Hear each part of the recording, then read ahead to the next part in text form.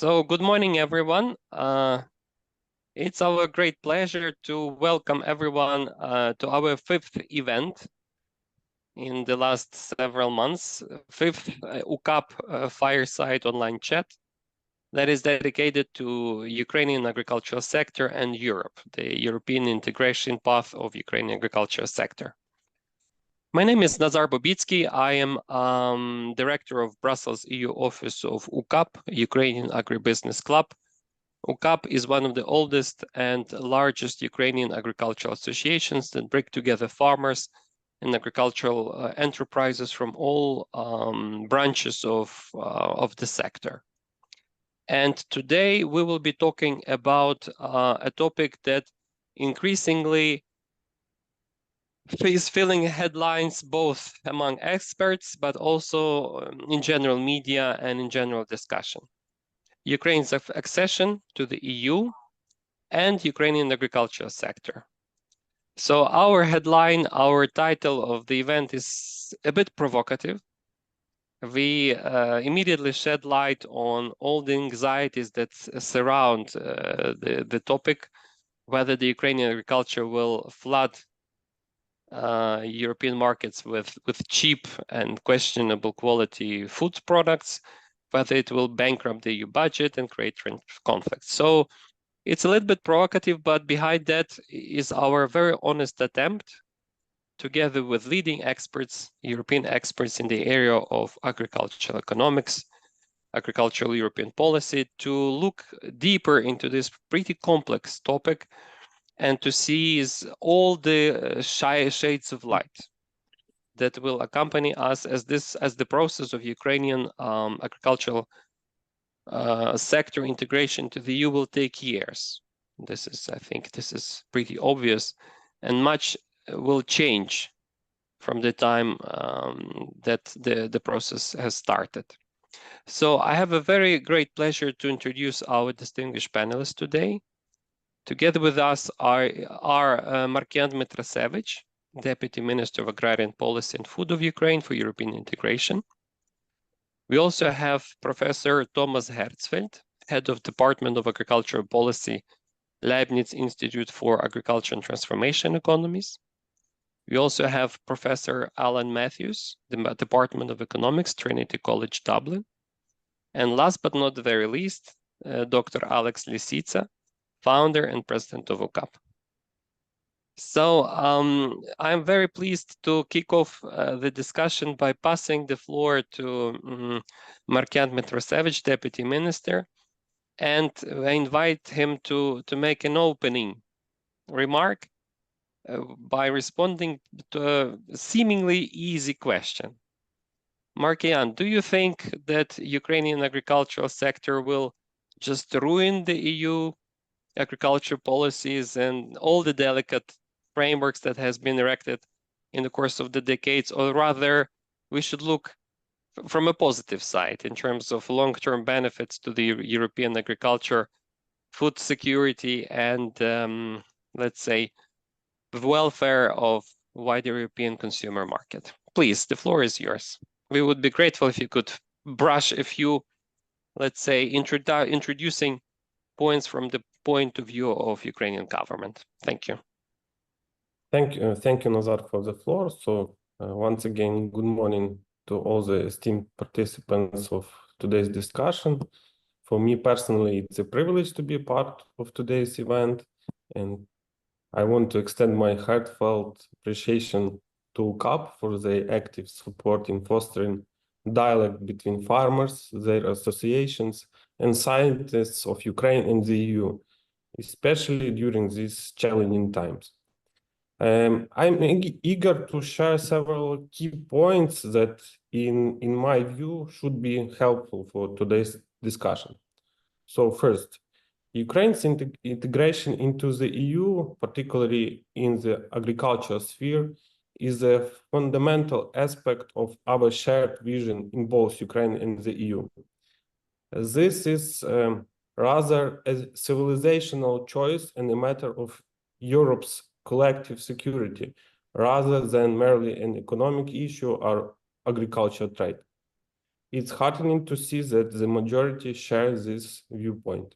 Second, the process of integrating the Ukrainian agriculture sector into the European market is already in progress.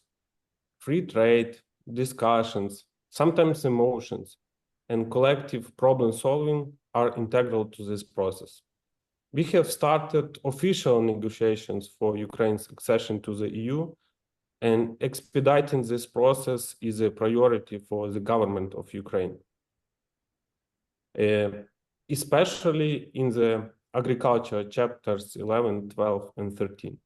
Third, establishing trade rules between Ukraine and the EU for the period ahead of Ukraine's accession is essential. The current practice of annually extending ATMs is politically complicated and does not allow for midterm production and trade forecasts. Implementing these rules would instill confidence in Ukrainian farmers, especially during wartime, and bring predictability to European industry. This mutually beneficial step will positively impact agriculture trade for both Ukraine and the EU. Fourth, Ukraine will need to adopt EU standards in agriculture sector, including environmental and ecological standards. And this will be an undoubtedly challenging process for Ukrainian farmers. In this regard, financial assistance from the EU, along with transition periods and investment funding, is crucial for this process. Fifth, in my view, the EU's common agricultural policy should undergo reform. Recent protests by European farmers against stringent environmental requirements and subsidy reduction highlight the need for the change. Shifting the focus of the common agriculture policy towards supporting farmer investments and enhancing the competitiveness of EU agriculture production in global markets is crucial. Allocating funding based on these priorities is imperative. Six, the new common agriculture policy of the European Union should seamlessly integrate Ukrainian agriculture sector. This integration should take into account Ukraine's production potential, the structure of its agriculture sector encompassing small, medium, and large farmers, and Ukraine's trade relations with countries in Asia, Africa, and the Middle East. So I try to answer your question, Nazar, not very straightforward, as you can see. But in conclusion, I want to say that I'm optimistic that today's discussion will be productive, and I hope the constructive conclusions will provide some valuable insights for formulating and implementing effective policies, particularly for the next composition of European Commission. Thank you. Thank you very much, Markian, of course. And we understand that you have a busy schedule back in Kyiv, but if you can stay with us a little bit longer and to join the discussion if possible, we would appreciate that. But Markian, you were right. From the one part, Ukraine is facing a very daunting task. I mean, the Ukrainian cultural sector and the government, the policymakers in the area, they face a very daunting task by implementing, let's say, adjusting to the entirety of the EU acquis as a part of our pre-accession path. But from the other side, I think it's very important to focus our discussion on an equally gargantuan task that the Europe will be facing in terms of adjusting to a country like Ukraine in the area of agriculture. The reform of the common agricultural policy, and I would say it probably, we all know this is not just the reform of CAP per se, but rather reform in a very complicated set of circumstances. And let's try to paint this picture together. We understand that first, there are at least several issues that policymakers in Brussels will have to deal with in the next couple of years, starting with the overarching needs to take on climate and sustainability needs. Second, we should not forget that the EU will be facing the payback time regarding the next generation EU enormous amount of funding that was borrowed from the markets to finance the economic recovery from COVID. So these are at least several aspects in which context the CAP reform is supposed to take place. May I ask then Professor Matthews perhaps to start, and I invite Professor Herzfeld to join. What do you think, colleagues, would be the necessary scope of reform of the CAP, considering, let's say, the looming Ukraine on the horizon? At least, if you can paint the picture that even before Ukraine was clearly on the agenda of the enlargement agenda. Obviously, CAP policy or approach towards support to farmers in Europe was clearly probably unsustainable. Debates were going on for the need to change. Can you at least paint a picture? What was the how to say the purpose, the focus of the debate before even Ukraine was about to join or to be on the horizon? If either Professor Matthews or Professor Herzfeld. Well, if you like, I'll take the lead and let Thomas come later. It's indeed a very important question to set the context. And again, can I just thank you for the invitation to be part of this discussion. The Common Agricultural Policy is primarily a mechanism to transfer income support to European farmers. So we need to distinguish between this subsidy element and then the regulatory element that you've also highlighted, which is there to address environmental climate challenges. So the CAP can support the regulatory element by, for example, compensating farmers for higher standards that they may be asked to meet. But it is primarily a support mechanism. And it has been controversial because the design of that mechanism is primarily to pay farmers in Europe on the basis of their area. So it's an area-based payment system, which has gradually been reformed over time to become more targeted. And in particular, in the last reform, we saw an important step where around a quarter of the budget for these direct payments was repurposed to actually address climate and environmental and animal welfare objectives, what we call eco schemes. So there has been over time a transformation, a movement in the way in which direct payments are paid to farmers, away from this sort of rather passive approach of just paying on the basis of area to a more targeted approach to try and encourage behavioral change. Now, the big question is whether that process will continue under the new Commission, which is currently in the process of being formed. We have a new European Parliament. And of course, the Council of Agricultural Ministers, or the Council of Agriculture, which represents the governments of the European Union, has also seen changes in its composition. So we have a new strategic agenda, which was agreed by the European Council just last month. We're going to have political guidelines from the incoming Commission President. So there's a lot to play for in terms of whether that trend towards, if you like, repurposing support will continue into the future.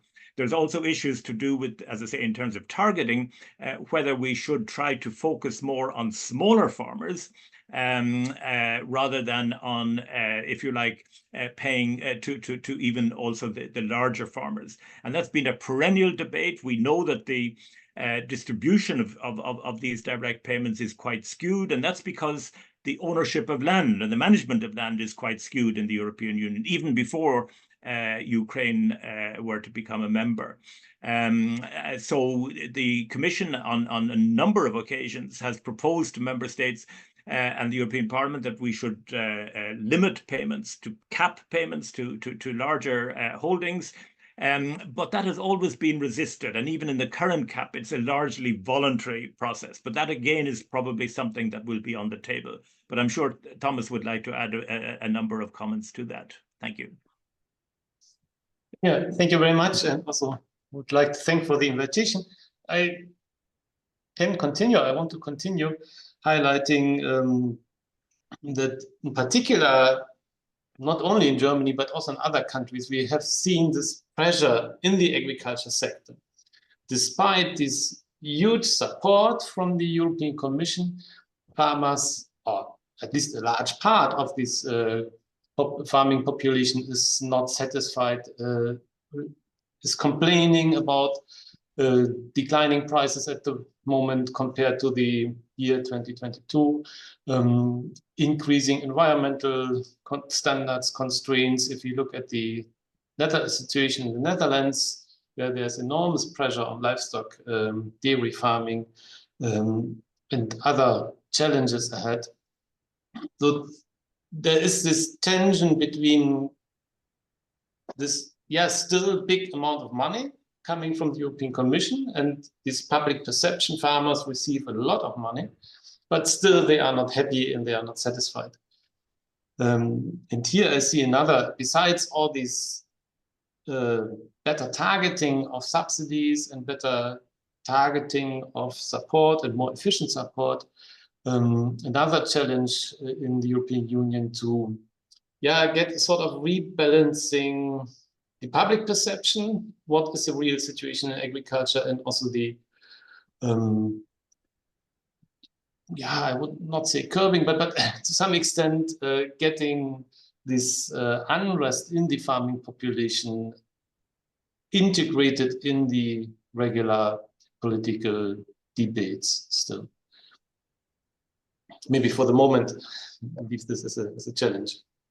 So perhaps a quick follow-up question, colleagues. Do you think that we have seen that recent farmer protests across Europe were directed both against, how to say, the difficult situation on the markets, the depressed global prices for major foodstuffs? Sometimes, if not very often, Ukraine was blamed, and it was clear very much to economists and experts alike that it was not at all a fair argument.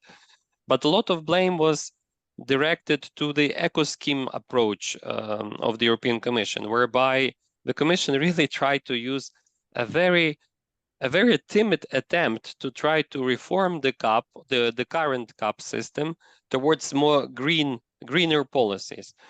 Do you think that even this timid attempt was killed in the bud when the EU Council decided to suspend the major GAEC practices? How would you comment to that? Whether there is any prospects for the CAP policy to go into this direction?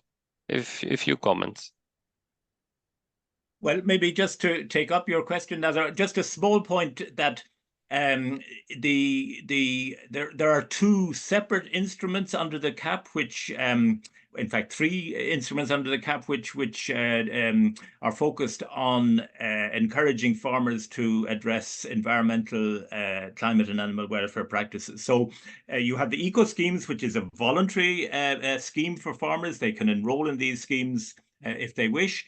But in order to be eligible for the area-based payments that I mentioned earlier, they also have to comply with these conditionalities, and that's what you're referring to here, these so-called GAEC standards, GAEC standing for good agricultural and environmental condition, these standards that farmers must follow in order to be eligible for the CAP support.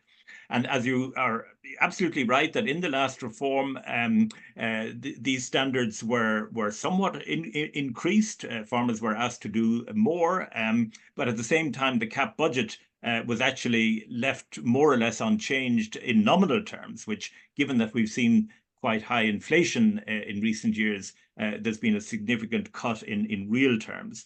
So as Thomas has just explained, that, if you like, imbalance between increasing demands on farmers, but the amount of support being provided in real terms falling, I think, has been one of the contributing factors to the protests that we have seen.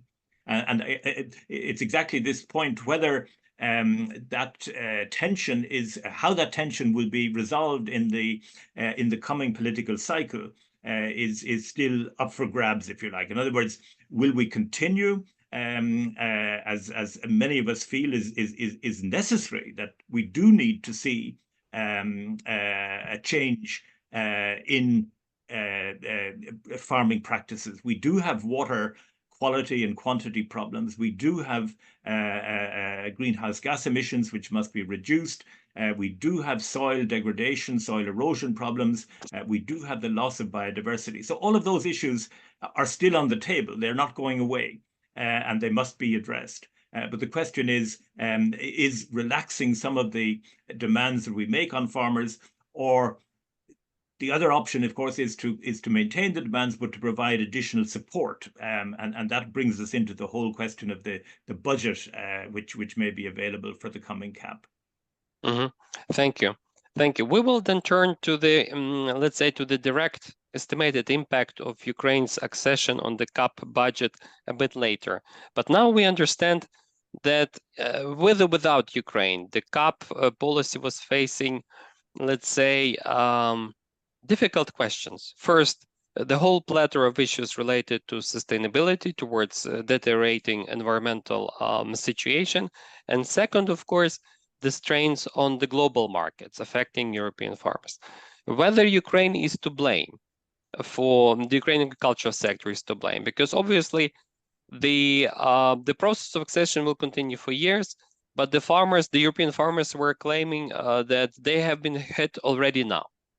Whether there is any truth in this discussion, I would like to turn now to Alex Lisica, as both as a scholar and as a practitioner back in Ukraine in agri-food business. Do you think, Alex, that trade in agriculture between EU and Ukrainian agricultural imports into the EU, did they really contribute to depressed prices and the misery of European farmers?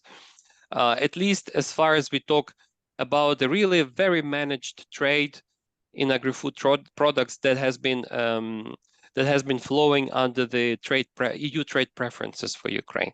What is your short answer to this question?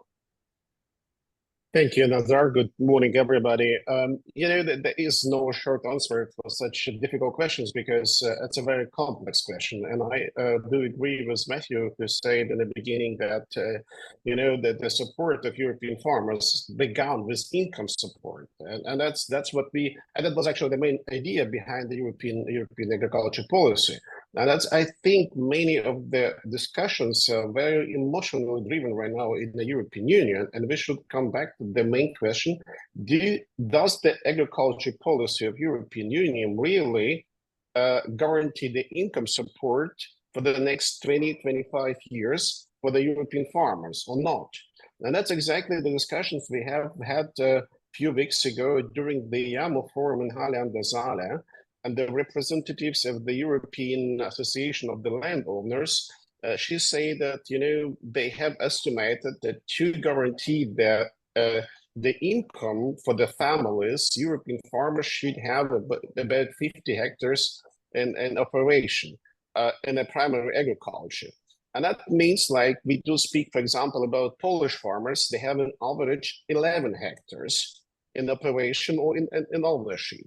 And that's a good example to discuss about the future agriculture policy based on the experiences of Poland, because like 30 years ago, the income of the Polish families in the rural area was about 1,000 euros per family. Right now, the income generally in Poland has increased about 2,700 euros. So with 5 hectares of land, how can you manage to increase the income per capita for the rural people, even with subsidies? I don't speak without subsidies. Even with subsidies, it's practically not possible. And that's exactly what the people make angry in the European Union, because actually they do believe that should be something happening.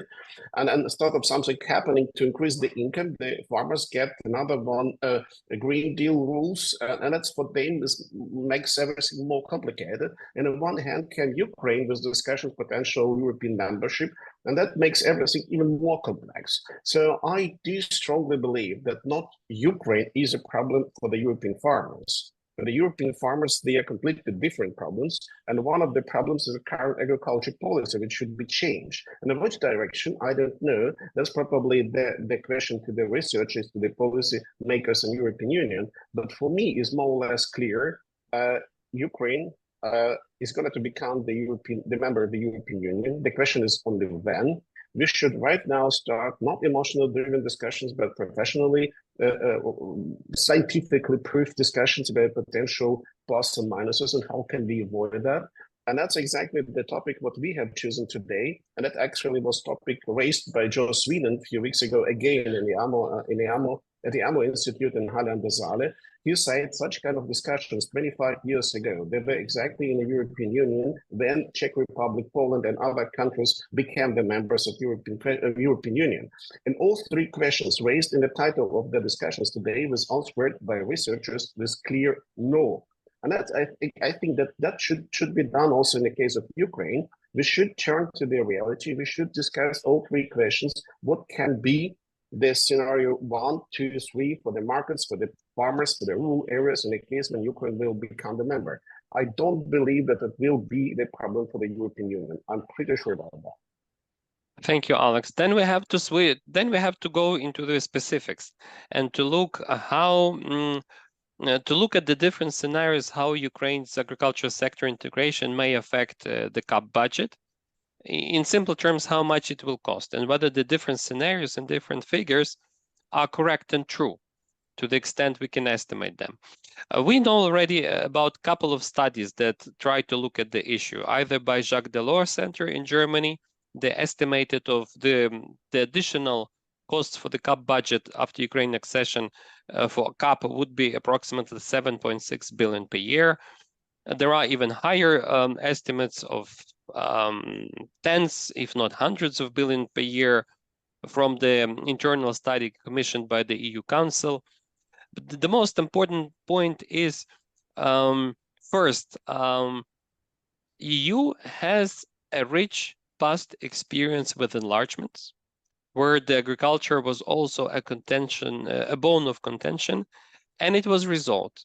And I'm talking about the earlier enlargements like 1985, 1986 with the expansion of EU to the Iberian Peninsula and Greece, and of course the big bang enlargement of 2004, 2007. Can we draw some experiences how the enlargement and CAP was handled back then in terms of reform of the direct payments for the farmers and accommodating very different system of agriculture sectors in new member states and the old member states? Who can draw from this? Who can look in this past experience? Thomas, do you want to start on this occasion? Okay, I will try my best. I didn't dive too much into the enlargements in the 1980s. But what is clear, obvious, is that the enlargement, the Mediterranean enlargement in the early 1980s was one of the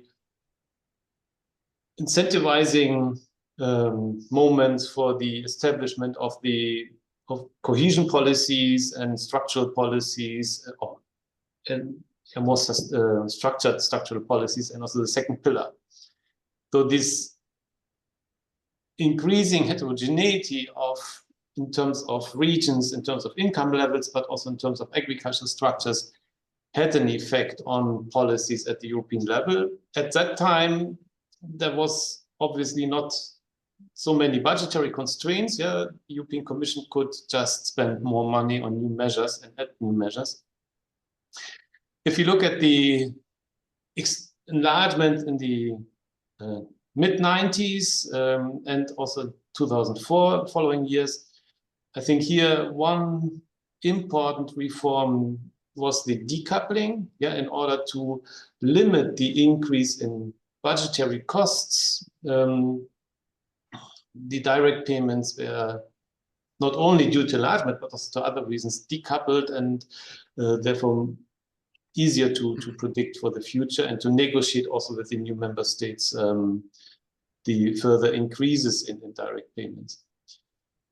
On the other side, what is, at least I personally find it more or less neglected, is the income part for the European Commission. And if you look at the increase in the revenues, contributions, national contributions from the new member states, we see that since they exceeded the European Union, their national contributions increased by the factor of 2 within 5 years, whereas the contributions from the old member states increased much, much lower. Though there is also this economic boost they experienced after accession also results in contributions to the European budget, increasing contributions to the European budget. And I think this should also be highlighted, not only the costs occurring to the European budget, but also what will happen with the revenue situation.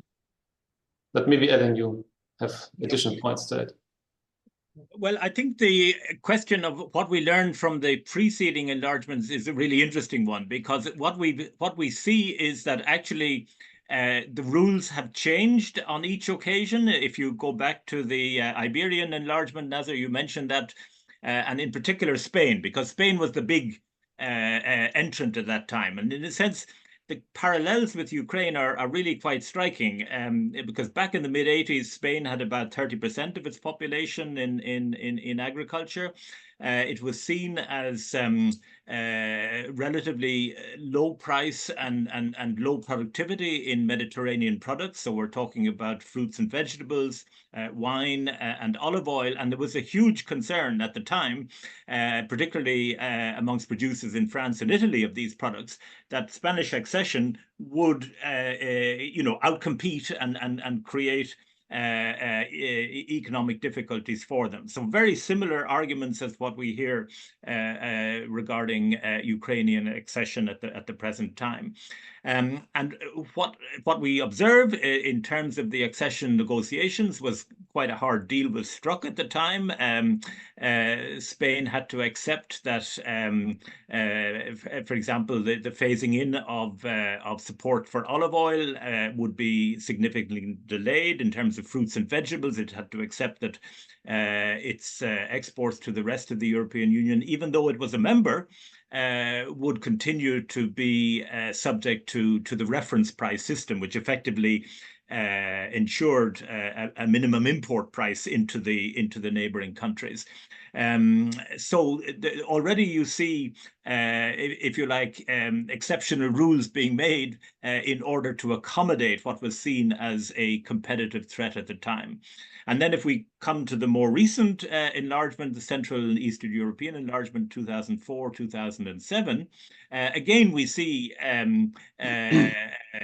changes being made to the cap. So in the initial proposal from the Commission, direct payments were not going to be made available to the new member states at all, because there was this sense that these were essentially compensation for reductions in high guaranteed market prices, which of course had been felt by the older member states, but which was obviously not relevant to the new member states. They hadn't ever experienced those high market prices, so why should they get compensation?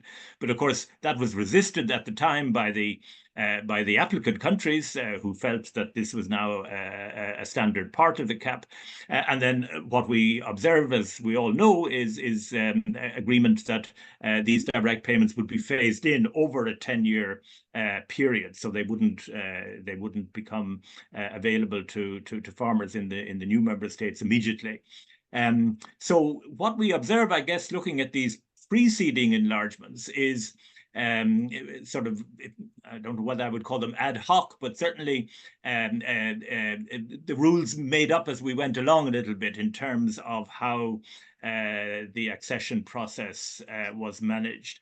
And I guess based on those precedents, we are going to see something similar in terms of the Ukrainian accession. That would be my view. Mm-hmm. Thank you. But on the other hand, people may argue that as unlike with previous rounds of enlargement, where the agricultural sector in applicant countries, be it, for instance, the countries of Iberian Peninsula or Central European countries, there the agricultural sector was seen as in need of additional support, because either it inherited a post-Soviet way of growing, small family-sized farms, or even collective farms to some extent. So basically, it was more a problem from a cohesion policy point of view.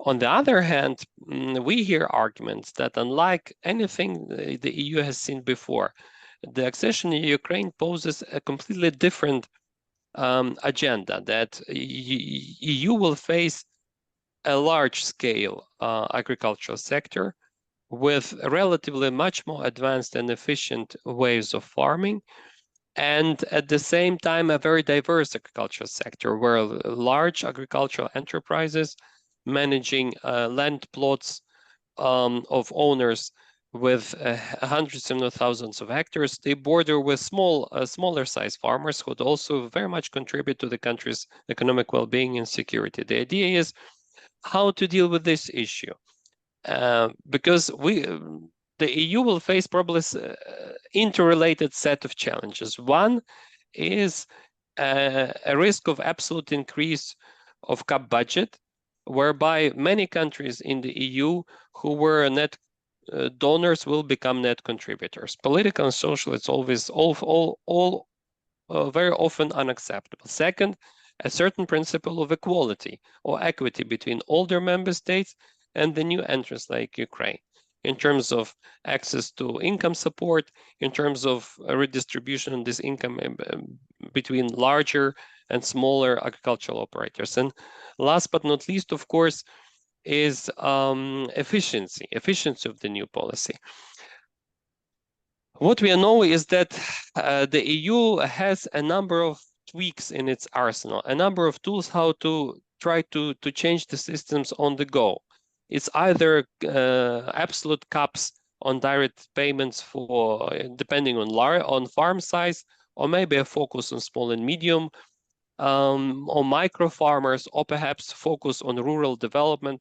What do you think, colleagues, should be the key instruments to address these fears as regarding the Ukraine's accession of Ukrainian agriculture sector? What would be the key several instruments that can help address these fears? What do you think? Maybe if I start the reply, Nazar, here. I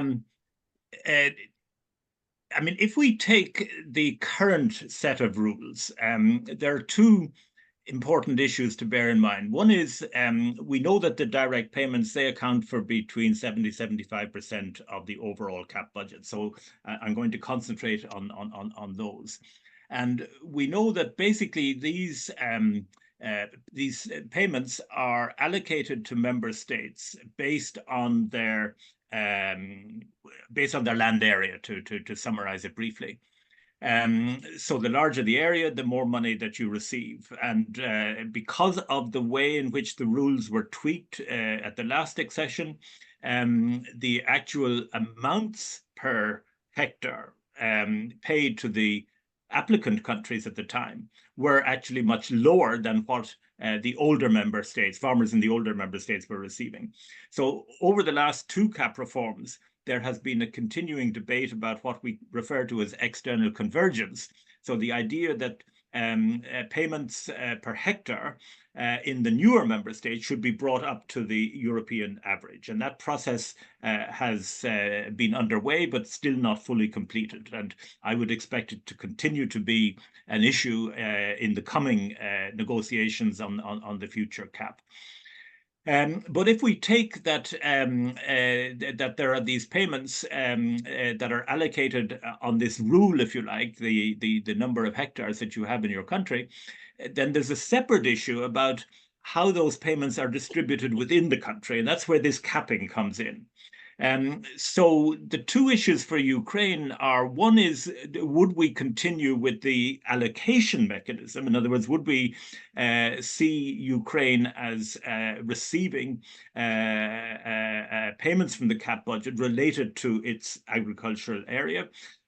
Pre-war, that was 42 million hectares. Separate to that, then, is the question of whether we would see it reasonable that, you know, individual holdings in Ukraine, given their size, could expect to receive up to, you know, 4 or 5 million hectares, 4 or 5 million euro each, which I think would simply be not seen as acceptable to European taxpayers. So there's the allocation mechanism, and then there's the distribution of those payments. It's clear that Ukraine is going to be a net beneficiary. And again, if you were simply to take the current rules, so the average payment across the European Union is around 250 euro per hectare, and it's a simple mechanical calculation that if you have 42 million hectares, somewhat less under the control of the Ukrainian government at the present time, unfortunately. But if we take the 42 million, then you're talking about payments under Pillar 1 of around 10 billion euro. And you then have, of course, Pillar 2 payments, rural development. If you were to take the Polish receipts as a kind of a benchmark, Poland will get probably around 1.3 billion euro per annum under Pillar 2, and it has about a third of the area of Ukraine. So you can talk about maybe between 3 and 4 billion in rural development receipts. Now that's just simply applying mechanically existing rules. I'm not suggesting that that's how it will happen. I'm just simply trying to set sort of orders of magnitude. So you're talking there about potential payments up to of the order of 12, 13 billion euro per annum, which is perhaps a little bit higher than, for example, the Delors study that you mentioned, but they're not very transparent about how they arrive at their figures. So it's not really possible to make a comment on their total.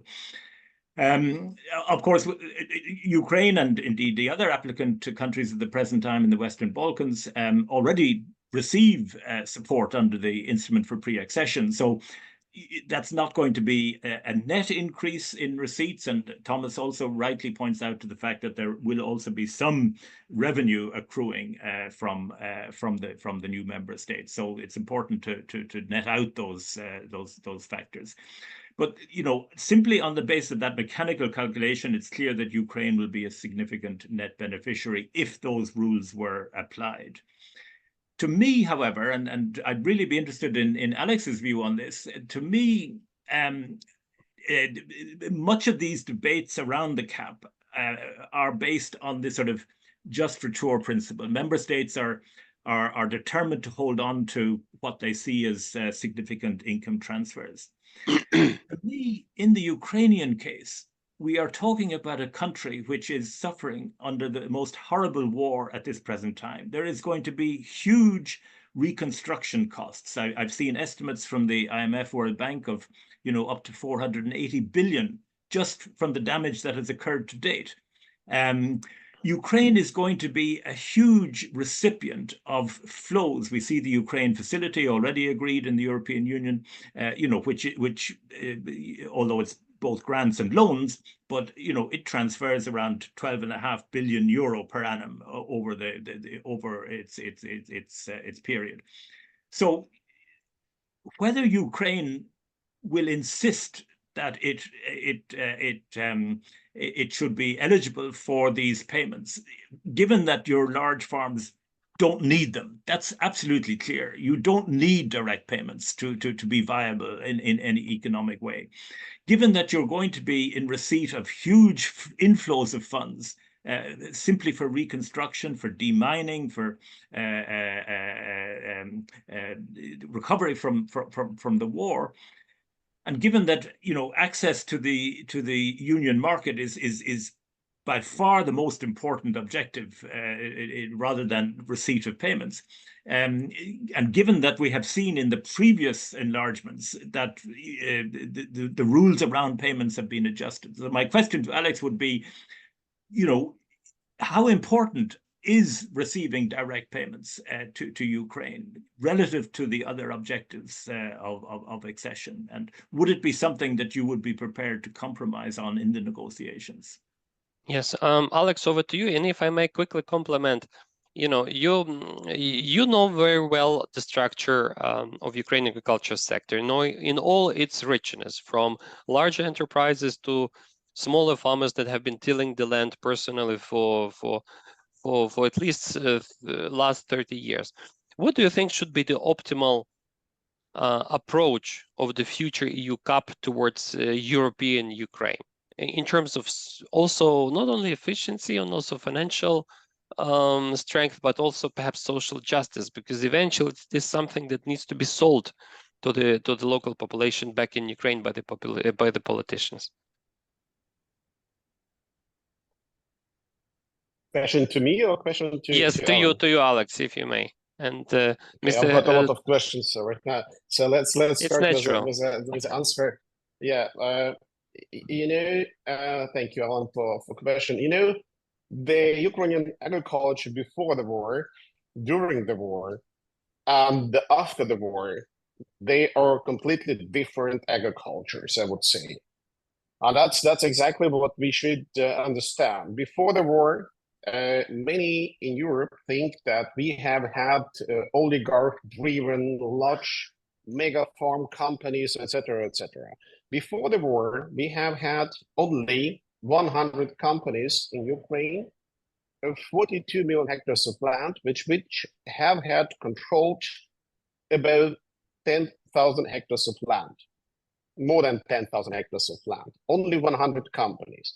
And we have 56,000 companies, which we call actually, small farmers below 1,000 hectares of land. Something between, they are like mid-sized companies. During the war, we see tendencies which are obvious for us: depopulation of rural areas, destroying of the infrastructure, mining of the areas in the North Ukraine, South Ukraine, eastern part of the country. No men, no women in some rural areas. If you drive through the country, then you see actually no people there. We have huge problem with human capital. Even right now, what's going to happen after the war, I cannot predict.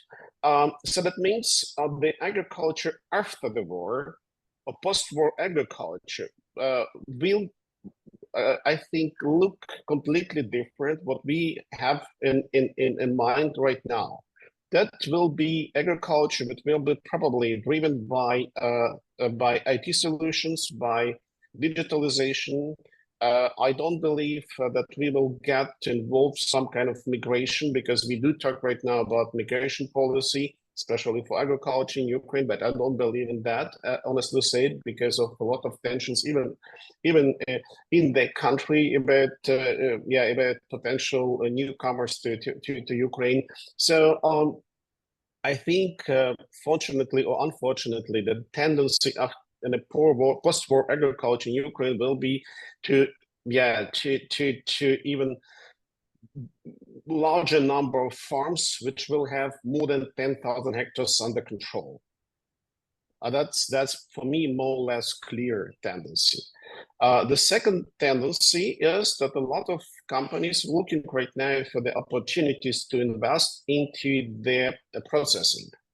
And that's another one tendency, which actually can be really the solution for many companies here to diversify their production, not only the primary agriculture, but also the production of fodder, for example, for the European Union or something like that. And that's the question really, probably not about the subsidies or direct payments. The question is how can be contributed to the recovery of the agriculture, even right now during the war, with projects like Ukraine facility or other projects, and that I think key issue for many of us, because there are a lot of different types of projects, but unfortunately there are no financial instruments to support the companies. It doesn't matter, large companies, mid-size, or even small, because our assets is nothing valued right now. We have no project financing. Unsecured financing is a dream for everybody here.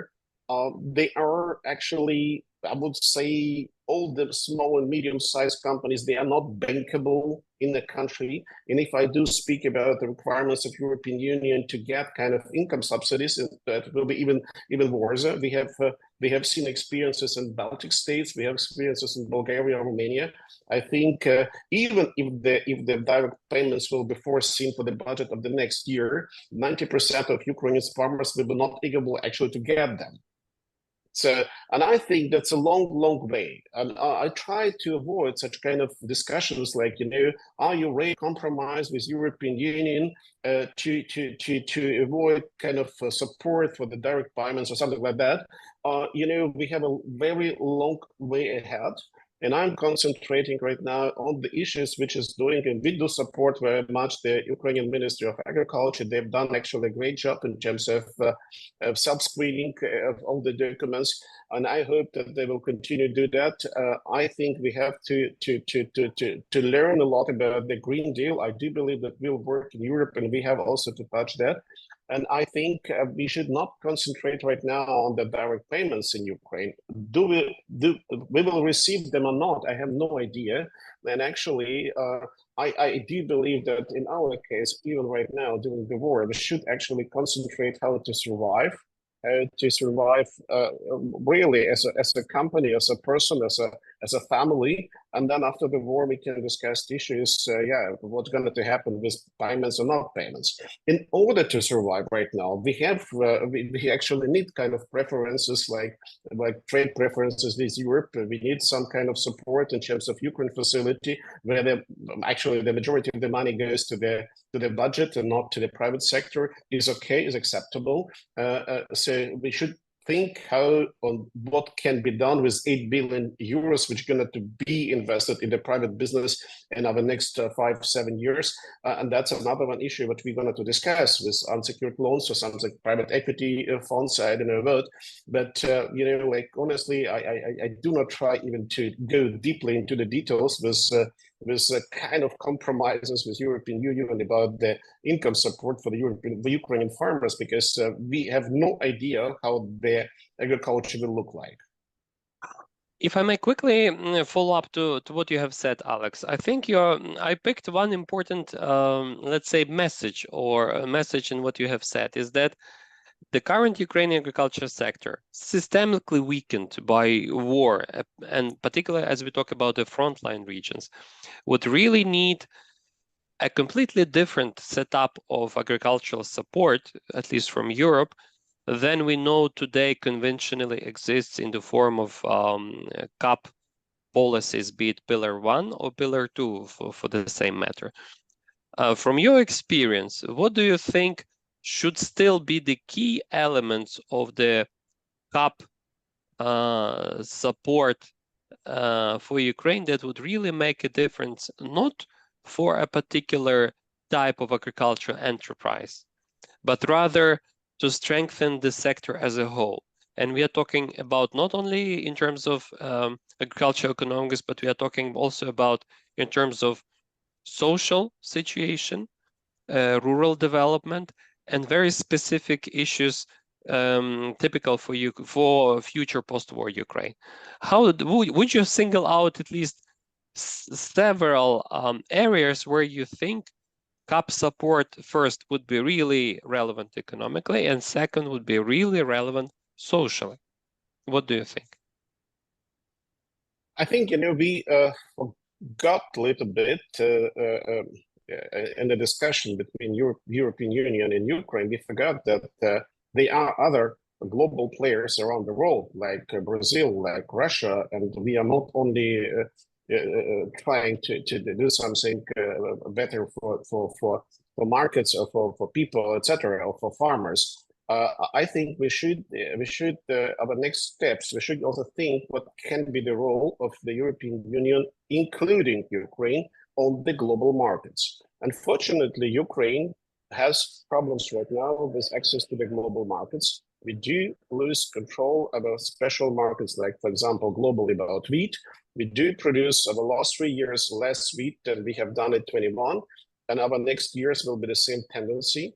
If the weather will be so bad, if we have, as we have right now, that I don't believe that we will actually manage to get even good results and late crops like soybean and corn, and you know, like including the war, including lack of people, lack of energy, lack of infrastructure. I don't know what's going to happen over winter, for example, if we have about 70% of the crucial infrastructure destroyed, especially electricity completely destroyed.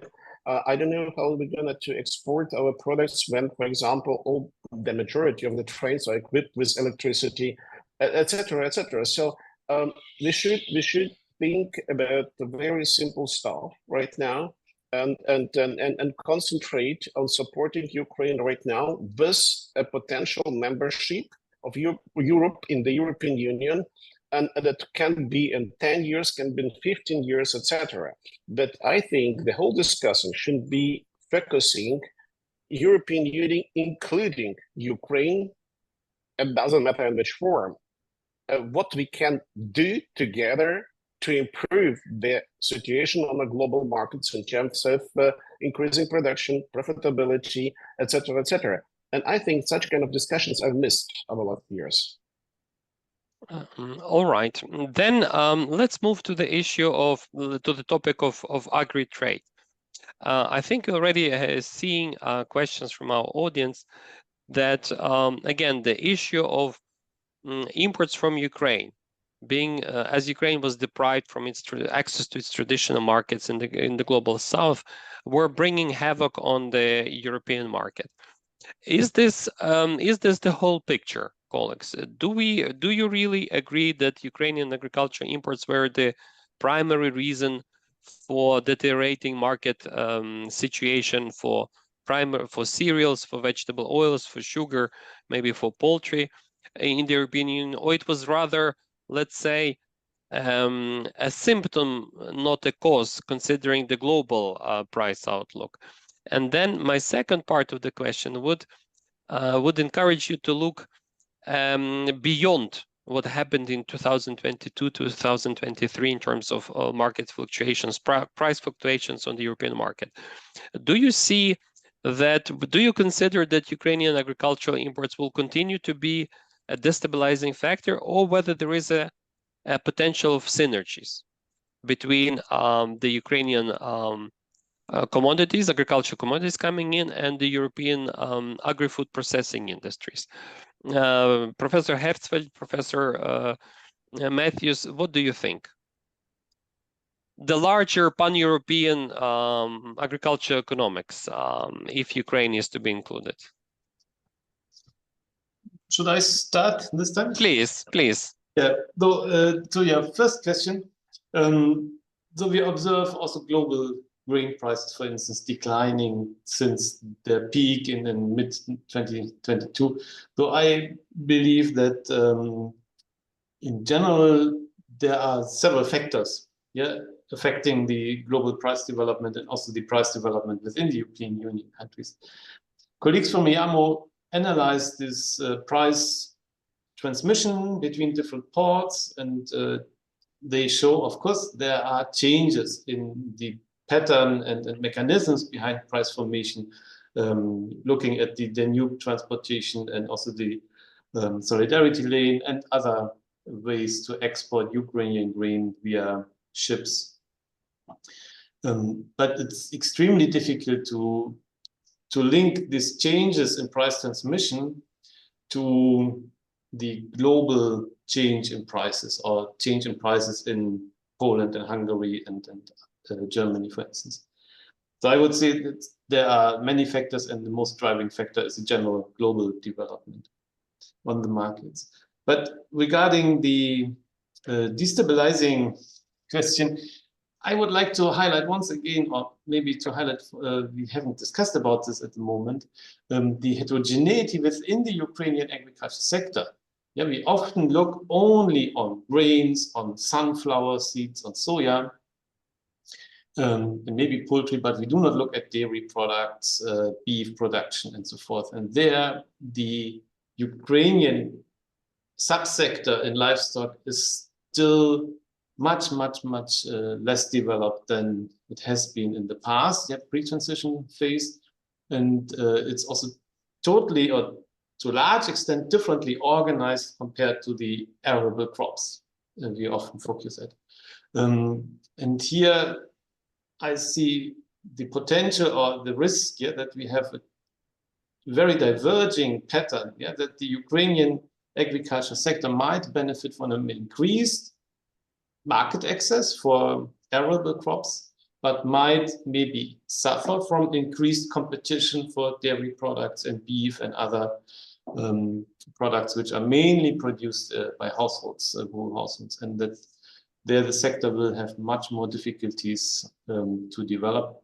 Also seeing that the phytosanitary and sanitary requirements might be even more demanding for dairy products compared to arable products. Professor Matthews, would you like to add anything? Well, I'm not going to respond to the first of your questions, Nazar, because Thomas and his colleagues have done the work on this. It's not something that I've looked at specifically. And it seems to me that even if there is evidence, and it wouldn't surprise me given the size of the shock and the sudden shift in transport channels and so on, that there was some kind of a short-term impact. But I think your second question is the interesting one. You know, in shall we say more normal circumstances, do we expect Ukrainian accession to be, and you've used the word destabilizing, and I think I'd like to sort of try to sort of think about this from first principles. And I mean, one principle is that Ukraine already has significant market access to the European Union under the Comprehensive Free Trade Agreement signed in 2016. Now, admittedly, the European Union did insist on imposing tariff rate quotas on so-called sensitive products. Then, after the Russian invasion in February 22, the European Union offered these so-called autonomous trade measures, which at the time effectively removed those tariff rate quotas on Ukrainian exports. Now, subsequently, and in the light of the protests that we saw in some of the neighboring countries, subsequently, the European Union has reimposed safeguard clauses on 5 or 6 commodities: cereals, sugar, poultry, eggs, honey. And already those safeguards, I think, have been enforced or implemented this year for eggs and for sugar. So the thresholds have already been reached. So the point being that there is largely free tariff access, with the exception of these so-called sensitive products. So that's important to bear in mind. The next point to bear in mind is that what Ukraine doesn't have, and which it would get under accession, is access to the single market. So basically, this would refer to the harmonization of food safety standards, sanitary, phytosanitary standards, and so on, which act currently as a barrier, as I understand it, Alex, correct me if I'm wrong, to Ukrainian exports, for example, of beef, pork, and sheep meat. In other words, Ukrainian exporters don't have the relevant authorization there. So there are non-trade, non-tariff barriers which may be important and which would be removed. So that could increase, if you like, potential import pressure from Ukraine. But then the next thing is, of course, that Ukraine will also accept the European acquis. And as we talked right at the beginning of this conversation, that has been, the standards being demanded of European farmers have been increasing over time, particularly in the livestock sector with animal welfare issues and so on. So that could increase costs, even apart from the very relevant issues that Alex has highlighted, labor problems, the mining and so on, of destruction of infrastructure. But also the adoption of the acquis, which of course will be mandatory as part of the accession, may also counteract some of the cost advantages that Ukraine has at the moment, but only very partially. There's no doubt that Ukraine is going to be and is a very competitive producer of particularly of these arable crops, but also of the more industrialized animal products, poultry and potentially pig meat.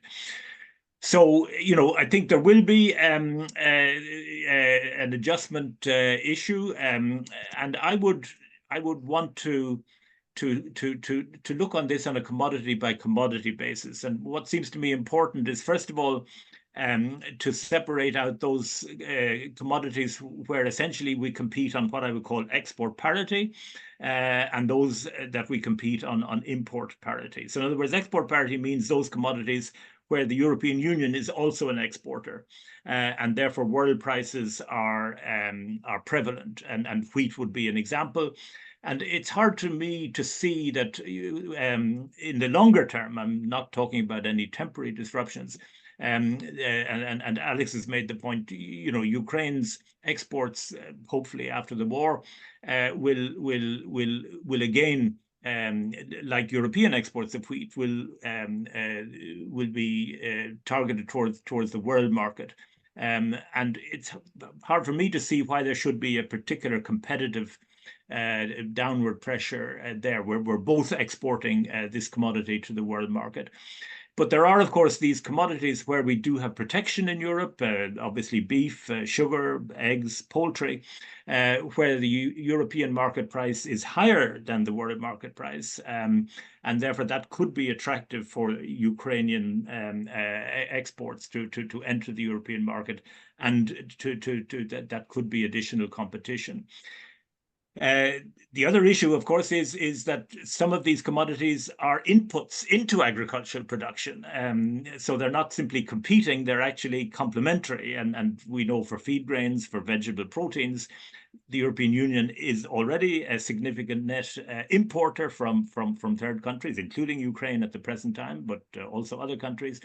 So, Ukraine being part of the European Union, potentially would be an advantage, it seems to me, for producers of livestock products. Of course, where we're going with livestock production in the European Union is also an open question, but at least in the short run, that would seem to me to be a benefit, and potentially also for European consumers if it helps to bring down prices of these products, which have increased dramatically in recent years.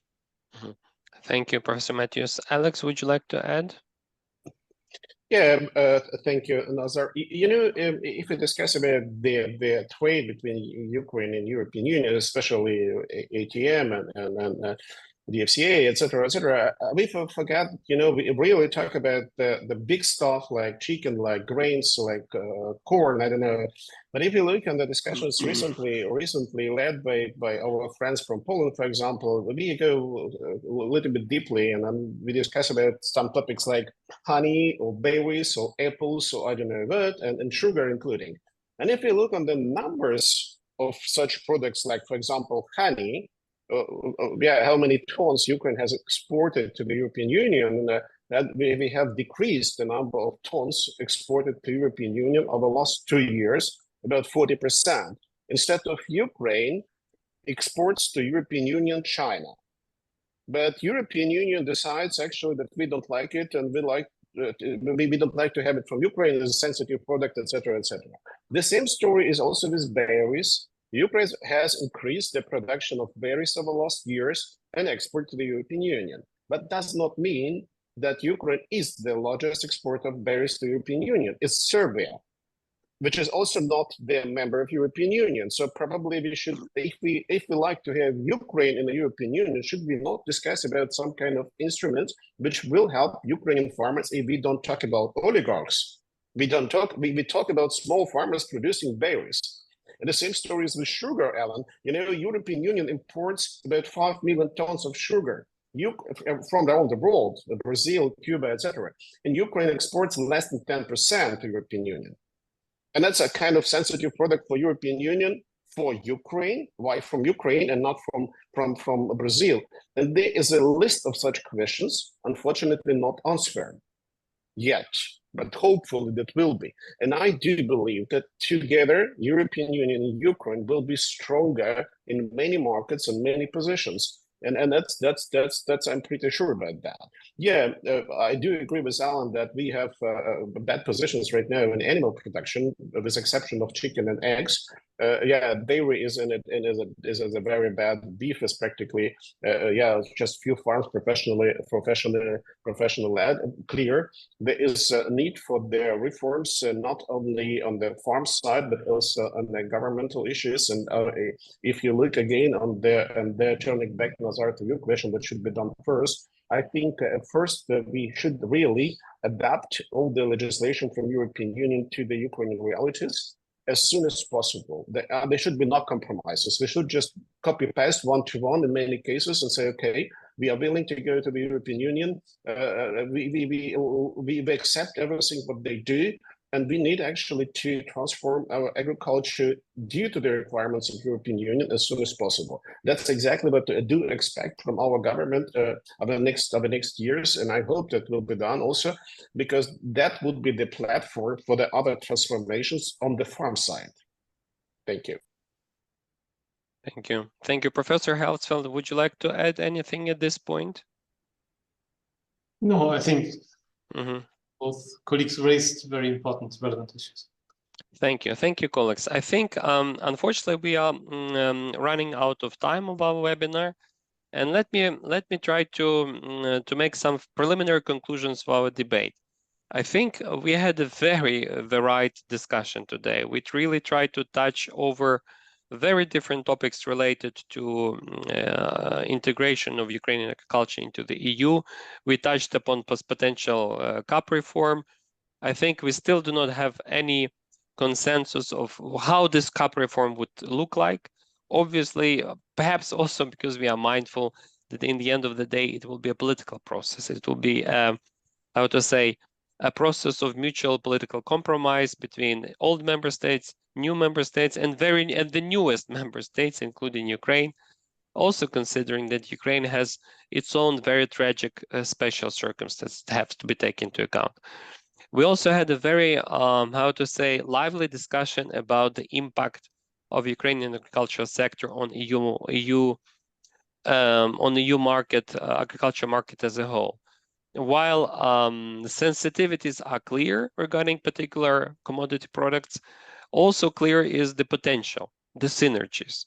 As Professor Matthews rightly pointed out, we are both competing and complementing each other internally and externally. And as Alex rightly pointed out, in the longer term, Ukraine will only contribute to the EU strength as a premier global food producer. It's time now to move to questions from our audience. I am afraid we are a little bit flooded by questions from our listeners who were really eager to listen and to ask their questions. I would start with those that came online. And the first question we see on the Q&A chat window in our webinar, it comes from Professor Alphonse Ballman, and the question is to Professor Matthews regarding the problem of skewed distribution of direct payments, comparing with family farms, Ukraine, and also Czech Republic, Slovakia, and Romania. Professor Matthews, I think you can also see this question on the Q&A box. How would you like to answer this question? I do apologize. I haven't been. I've been concentrating on our conversation, so I haven't had a chance to look at. I do see. Would you like me? Here now. Yeah, would you like me to read it for you? No, I have it. I have it open there now. Just give me one moment. Isn't there a need to overcome the family farming paradigm? Well, it's clear that we have very different structures, farming structures in different countries. And they will coexist. I don't see family farming disappearing, but clearly the process of structural consolidation, which we observe in the European Union, some people regret it. The current agriculture commissioner frequently refers to the loss of 300 farms a day as something which is undesirable, but I tend to share the point that I think Alex made earlier in our conversation, that these very small farms are simply not viable, at least as full-time holdings going forward, and we do need to see further farm consolidation. So within the family farm structure. So I'm fully supportive of that, and particularly where we have full employment in the non-agricultural sector. So there are job opportunities. We're not in a situation where in some developing countries where we do need to find employment opportunities within agriculture simply because of the difficulties in the labor market outside. That's not the case in most European countries today. So we have a family farm structure which does need to consolidate, and then we also have even existing member states. We do have these very large holdings, and that will be further intensified, following Ukrainian accession. So the question really is, what is the purpose of direct payments? Or indeed agricultural support more generally. And I find it, what Alex has said, very convincing. There's going to be a huge need for infrastructural investment, for developing an ACIS, a sort of an advisory, research, and knowledge exchange system for reconstruction, for recovery. To me, these very large farms do not need direct payments as income support. We could, potentially use them to support the transition to more sustainable farming practices. I'm thinking particularly of animal welfare issues, but I would see these as essentially transitional support measures. I don't think it makes sense to see these as long-term permanent supports. Agriculture has got to adjust to the regulatory environment over time. Thank you. Thank you, Professor Matthews. I wonder whether anyone wants to add anything to this answer. If not, then we move to the next question. I see here a question from Lou Romeo from Context Acre. This is a French media outlet. Do you think extending the ATM regulation, as has already been done twice, is a good solution for managing agricultural trade between Ukraine and the EU? And if not, would you be prepared to renegotiate the association agreement or a new agreement? I believe probably, Alex, that question would be up to you to answer. You are the best prepared to answer this question, if you like. Yeah, I'm not best prepared, but I would say, the European Union is a quite difficult and bureaucratic institution. That means to renegotiate the agreement with Ukraine, that will take years, and then you need to vote it against in the parliament. So that will be probably like 4 or 5 years. I don't know how long. And then elections, etc., etc. So I'm actually for prolonging the ATM agreement and probably discussing some few issues, but renegotiating or signing the new agreement will take years, and with that time we don't have. Well, I thought it was interesting that the Deputy Minister made a strong plea that it should be made a more multi-annual, if not indeed on a permanent basis as part of the accession negotiation, but certainly a multi-annual rather than being negotiated on an annual basis. That this gives greater certainty both to the Ukrainian farms on the one side, but also to those in the European Union that are affected by this. I would guess that this issue will probably be folded into the accession negotiations. We know that there is a new enlargement methodology, if you like, that will apply to the current accession process, which allows for a more staged process. So you could envisage the autonomous trade measures being folded into some early conclusions around the trade or agricultural chapters. That could be a way, Alex, of addressing this problem of the lengthy legislative process. If it is, as I would imagine, it would be discussed as part of the accession negotiations themselves. Thank you. Thank you, Professor Matthews. Thank you, Alex. We also have a question from a viewer from Poland. And as far as I understand correctly, the question is, our listener claims that Ukraine will always find profitable to continue to export either to Poland or to Europe through Poland by using road and railway transport. While the issue of cheap grains, fruits, and vegetables imports to Poland should be addressed. Would you agree with this statement, Alex and Professor Hertzfeld, Professor Matthews? Please, the floor is yours.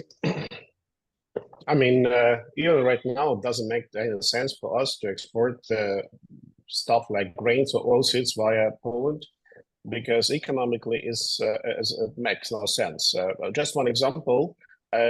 Right now, the price for corn is about $200 in Tarragona. The price, I mean, 220 probably even better, but anyway, I assume the price in Tarragona is $200 per ton, $50 or between $40 and $50 is a shipping price between Odessa and Tarragona in Spain. So to bring the grains from even North Ukraine or Middle Ukraine to Odessa costs about 15 up to $20 per ton.